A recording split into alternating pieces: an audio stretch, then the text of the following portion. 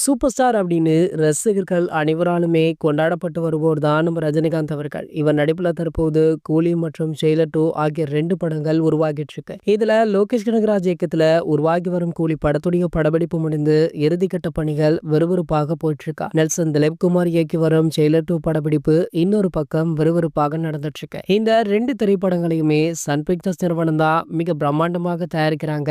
இதனைத் தொடர்ந்து ரஜினிகாந்த் சார் நடிக்கவிருக்கும் படம் தலைவர் 172. இது குறித்து இதுவரைக்குமே அறிவிப்பு வெளியாகல. ஆனால் இந்த படத்திற்காக ரஜினி சார் கிட்டத்தட்ட 300 கோடி வரை சம்பளம் வாங்க இருக்காரா. இதன் மூலம் பாத்தீங்கன்னா தமிழ் சினிமா மட்டும் இல்ல இந்திய சினிமாவிலேயே அதிக சம்பளம் வாங்கும் நடிகராக நம்ம ரஜினி சார் உயர்ந்திருக்காரு. சோ தற்போது இந்த படத்துடைய இயக்குனர் யார், படம் எந்த மாதிரியான ஜேர்னல உருவாக போகுது அப்படின்ற ஒரு தகவல் வைரல் ஆகிட்டு இருக்கு. அதாவது இந்த படத்தை KS ரவிக்குமார் அவர்கள் டைரக்ஷன் பண்ண உள்ளதாக சொல்லப்படுது. சோ அண்மையில பாத்தீங்கன்னா சூப்பர் ஸ்டார் ரஜினிகாந்த் அவர்களை நம்ம KS ரவிக்குமார் அவர்கள் மீட் பண்ணிருக்காராம். ஆகையால இவங்களுடைய கூட்டணி இணைய அதிகப்படியான வாய்ப்புகள் இருக்கு. சோ கூடிய விரைவிலேயே இதற்கான அறிவிப்பு வெளியாகும் அப்படின்னு ரசிகர்களுமே ஆவலுடன் காத்துட்டு இருக்காங்க. இந்த செய்திகளை பத்தி நீங்க என்ன நினைக்கிறீங்க அப்படின்றத கீழே உள்ள கமெண்ட் செக்ஷன்ல கமெண்ட் பண்ணிட்டு நம்மளுடைய தலைவர் அப்படின்ற நம்ம சேனலை சப்ஸ்கிரைப் பண்ணிக்கோங்க.